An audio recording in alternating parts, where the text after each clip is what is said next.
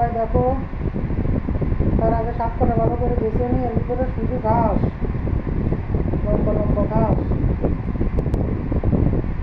কলমি শাক খাওয়া কিন্তু খুব উপকারী।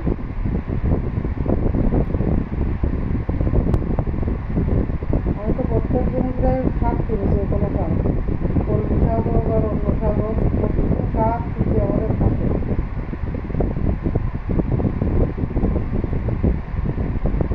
ডায়াবেটিস আছে তাদের তো শাক প্রতিদিন খাওয়া উচিত। শাক, ফুটে, টক। আমাদের দুজনের ডায়াবেটিস, এই জন্য আমরা প্রতিদিন এসব থেকে চেষ্টা করি খাওয়ার জন্য।